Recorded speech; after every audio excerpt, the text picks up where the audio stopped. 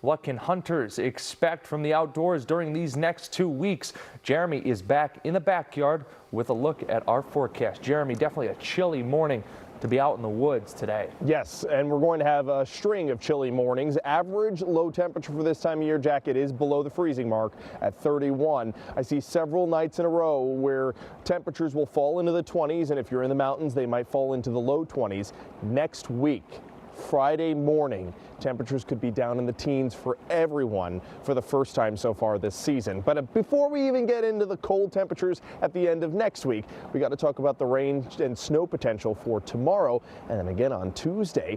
Got to show you Penn Stroud Hotel. We're inching closer and closer to December, and there's a live view of the Christmas tree that they have there just outside of the Penn Stroud Hotel. So starting to feel the Christmas spirit, starting to feel the holiday cheer, especially since I performed today in the Nutcracker. Very special to be part of the 50th anniversary and to accept an award on behalf of WNEP, since we are the media sponsor of the event for more than half of those 50 years that the Nutcracker has been put on by the Ballet Theater of Scranton. Beautiful view right now downtown Scranton with the WEJL Tower lit up tonight to light up the sky.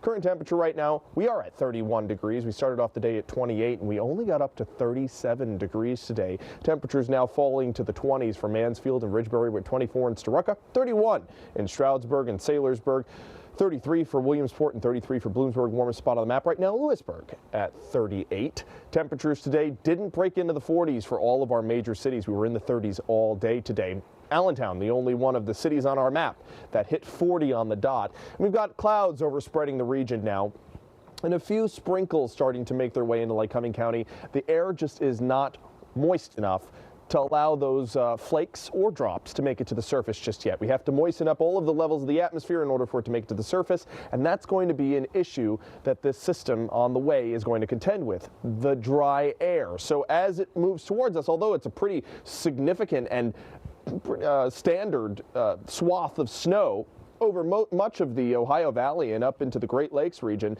it's running into this drier air, and it's going to cause something called entrainment when the moistness doesn't make it all the way to the surface just quite yet. So a lot of this that's going to happen tomorrow will be light in nature, and will start off as snow. But watch the temperature trend over the next 18 hours. We start off the day right around the freezing mark, and then we slowly rise into the upper 30s, low 40s here in the Valley cities. So anything that falls as snow first, we'll switch over to rain as we head into the afternoon hours. Here's how the NAM sees it tonight.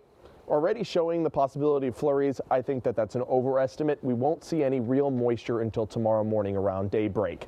There's your picture at 5 o'clock. Some flakes anywhere in the northern tier. I'd say Bradford, Susquehanna, Tioga and Potter counties, even up through Wayne County, we'll see flakes the entire day, but the temperatures nudge up above the freezing mark by 9-10 o'clock for those of you in the Susquehanna Valley and down through the southern tier. And again, all of this will be very light in nature, flakes or drops. We're not going to expect too much in the way of accumulations. We'll still see the possibility of flakes and drops mixing in, maybe even some sleet pellets in there. I don't think we're going to have too much icing or freezing rain. Looks like this will be primarily snow and rain and maybe some sleet pellets in between. There's your picture at 12 o'clock.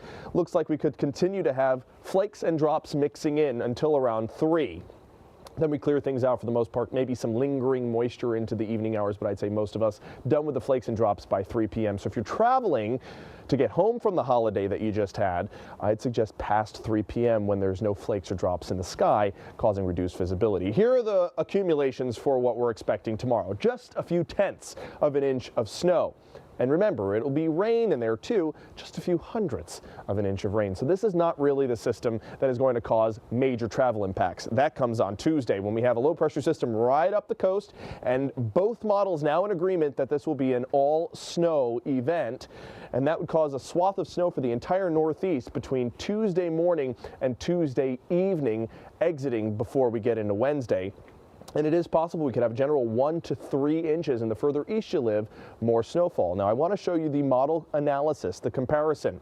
Several models going a little higher, like the GFS always overestimates the amount of snowfall we'll see. That's Scranton. This is Tobyhanna. I don't think we're going to get that 7-inch possibility. I mean, it's like a 10 to 5% chance that we'll have that much snow. I think more likely we'll see anywhere from 1 to 3.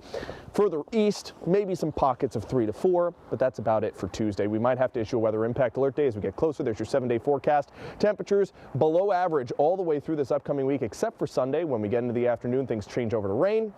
And Jack, like I said, on Friday, look at that morning low, 16 degrees here in Scranton. You know what that means for the Poconos? The single digits to wake up to. All I can say is burr. Jeremy, thank you very much. You got it.